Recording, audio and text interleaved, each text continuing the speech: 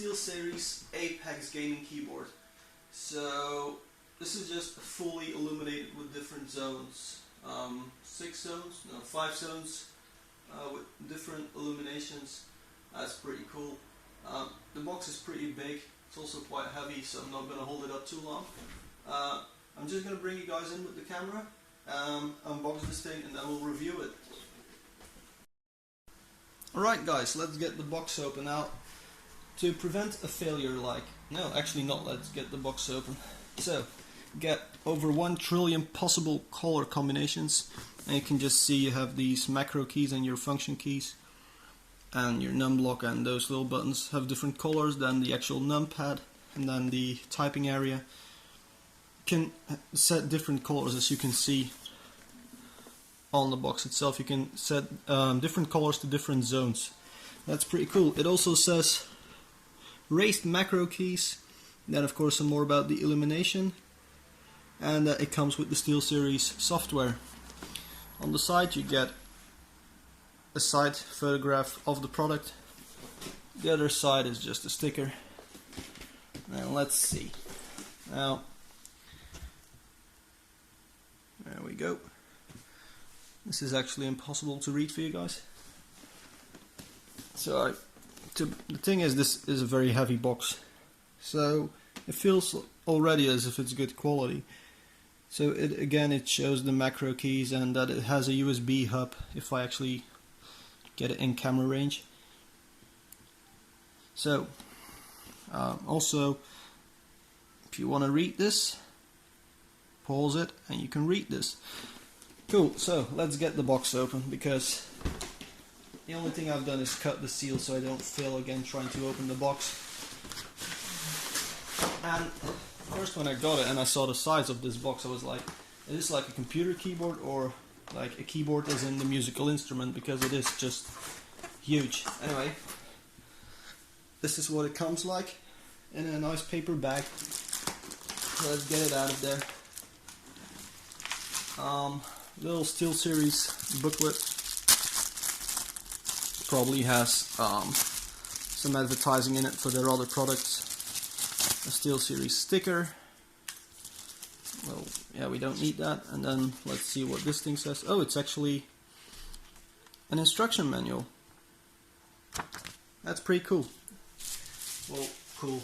It's just a waste of paper really, because they could easily have included it in the software. It also comes with these, and I'm going to get these out of the bag real quick. So these are just rubber feet you put under the keyboard. And excuse my dirty hands, but I've been working on my bike and I can't get my hands clean anymore. So let's get all of this out of the way. Get the keyboard out of the bag. And I'm going to have to do something here which I hate doing, but there's these plastic protections. Oh, and actually it's not that bad this time, but sometimes they make this really annoying sound. And to me that's pretty annoying. Those, like the sound of plastic coming off. But anyway, the cable on this thing is absolutely huge. I'm just gonna undo these ties here, and then we'll see how long it is. It's probably gonna be, what? I'd say that's a 2-meter cable. And it also comes with 2 USB ports, because I'm guessing it uses one for the keyboard itself, and then it uses the other one for what you guys can't see. Those 2 USB ports. Now, like this, it's all plastic, so no metal like you would get with Corsair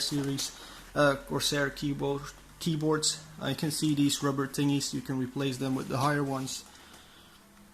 But it's just pretty plain, just 4 rubber feet. Alright, that's actually not in the center of the image at all. So I'm going to take you guys off the tripod and get it all nice and shaky. As you can see, you got 10 macro keys there with another 4 L keys. I have no idea what those are yet.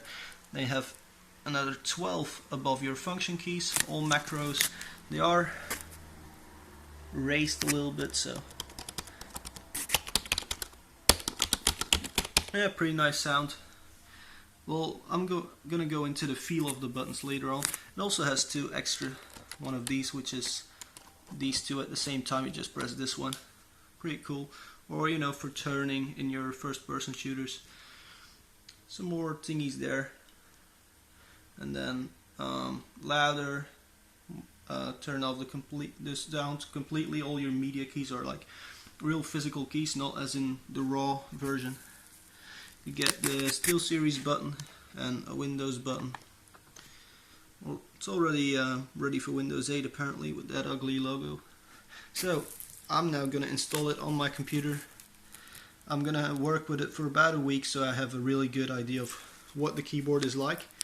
And then I'll show you guys through the software and do the review on this. Alright guys, so we've installed the keyboard and we're in the default profile. So again, I'm going to take you guys off the tripod, and so this is what the illumination looks like. So these L keys, they stand for layer, which you can also set there, and pretty much what they do is you press the L key for layer and you can just change the color scheme really. And you can then in the software, because I mean this video should mostly be about software as I haven't really been testing the keyboard out with typing and everything, but you get this Steelseries engine thingy, and basically in this thing you can set all of I think there's scale on and off. I don't really know what that's for. Now you can just select all your buttons, what you want to do with them, but we're gonna go into color first. So in the color thing you can set your 4 layers. You can set the brightness of each layer, so if you want to have something that has no color, for example, you can just set layer 2 no brightness, and that won't actually give any light at all. You can also set each zone brightness individually, so for example the lights on the sides, if you don't want those, you can turn that off. Apparently my camera is flickering a bit, so I probably forgot to set that somewhere. I'll try to fix it with the editing software. So yeah, you just click a region, pretty simply get these. You just set the color you want. Let's go NVIDIA green, more or less. Once you've done that, you just, you know, you can also set other regions, so let's make it as ugly as we can possibly make it. I have to say though, I've been testing it a bit already, and some colors like orange for example, which is pretty much my color, doesn't really work that well. Also you can't override the default Steelseries, so what you just do, right click it, activate, and then it changes the things on your keyboard as well, just like it says in the software. I have to say though, in the software the keys do look a lot brighter. Now it is a very very bright day here. We've had, you know, temperatures have been around 30 degrees all week, so it is pretty warm here for being Belgium. But yeah, you can just, let's play with the brightness a bit. So we're going to turn the brightness on the text and the macro key section off.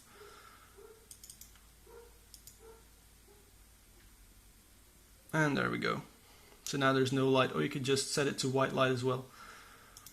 So that's for our color editor. You can also go to other settings, like for example keyboard layout, your polling rate, different applications, so that's pretty cool. So let's say you're playing Battlefield, then you have your keys and your macros set to Battlefield, and it just detects the software running and it adjusts your keyboard. Or then you're going to play StarCraft, you need other keys, something like that. Anyway, another cool feature is this key detection. So you can just type, use different buttons, and then you stop the recording, and then you can see which keys you have pressed most and least. It's a cool feature, but let's face it, it's just a gimmicky thing. You're never ever going to use something like that in gaming. It's not like you're going to say, oh, I've not been using that key a lot, I should change my complete style of playing.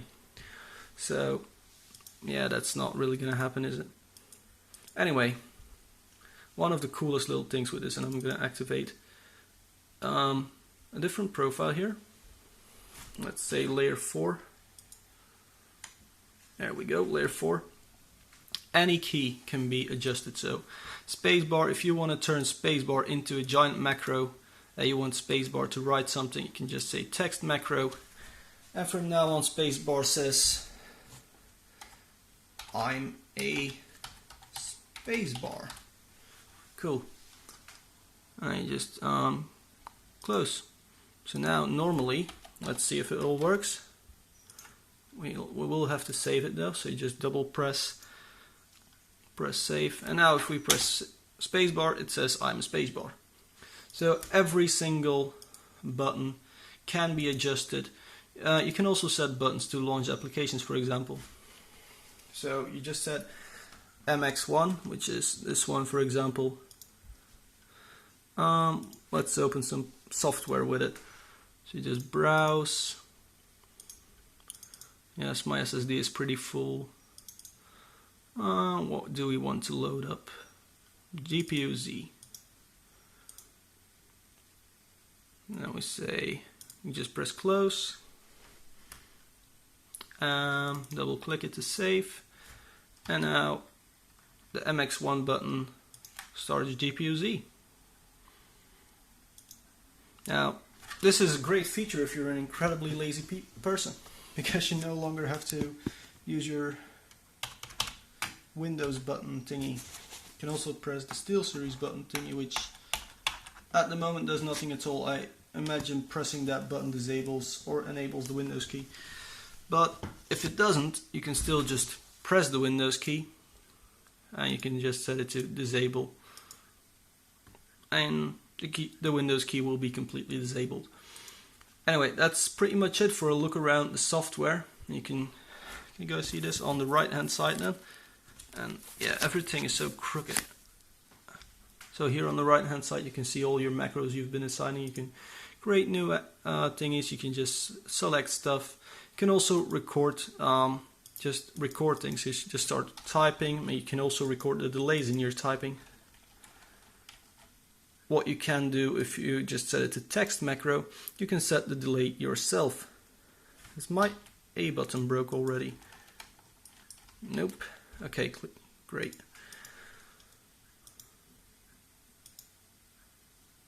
I don't know if you can actually...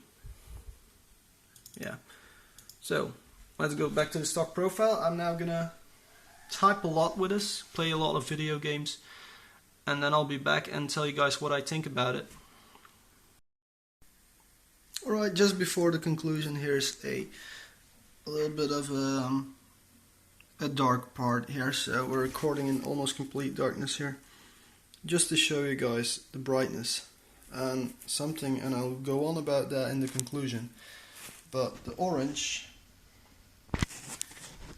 this is just white, which is very bright, but the orange lights are pretty much invisible. It's almost like they're off. And this, not right now, I mean, just this is the rest of the room, so it's almost completely dark here. So yeah, the orange lights aren't very bright, so I'll have a bit of a rant on that later on in the conclusion, which I'll do right now. Alright you guys, conclusion time on the Steelseries Apex Gaming keyboard. I'm just going to start off with the negatives. First of all, it's impossible to get orange light on here, and as you can kind of see here with my computer and everything, to me, you know, I like my black and orange. I know a lot of people like their black and orange, so that's kind of frustrating actually to not have very bright orange. I mean, my mouse can do it, so why shouldn't my keyboard be able to do it? Another negative is for a company called Steelseries. I would maybe have liked to see at least some metal in the keyboard. This is all plastic, feels a bit cheap, and given that this keyboard costs €100, or I guess it's also $100, they screw us over every time here in Europe. But given the price of it, I do feel, I mean, if you were to tell me that this was 70 euros, I'd be like, yeah, that's a nice price for that.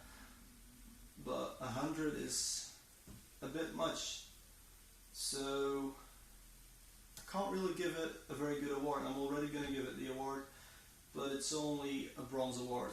I've talked about it for quite a long time, but to me, just the way it types, it's not perfectly snappy like my Microsoft keyboard.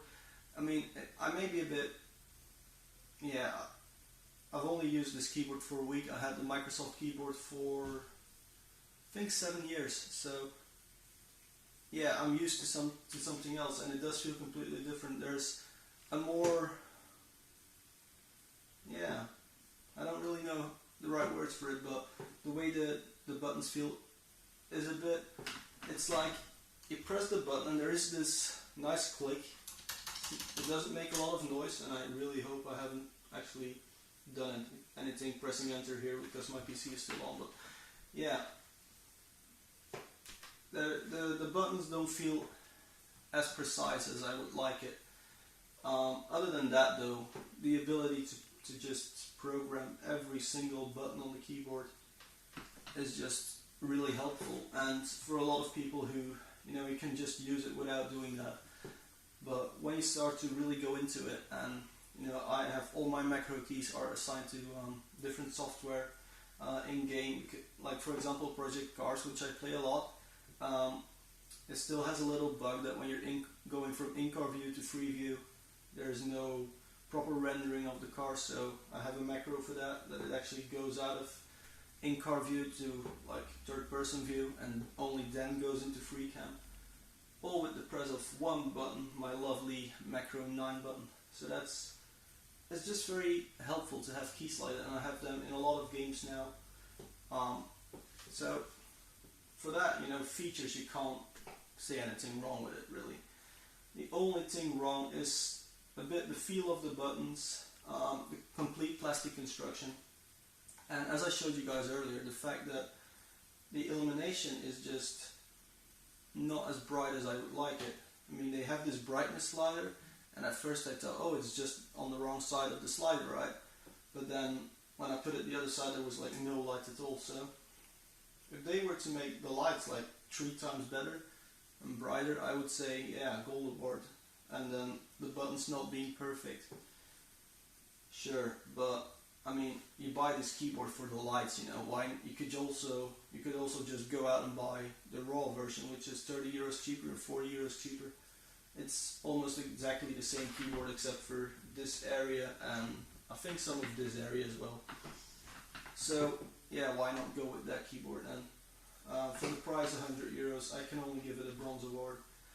Another thing I have to say about it, I should really bring the camera in for that, but the brightness is not equal everywhere.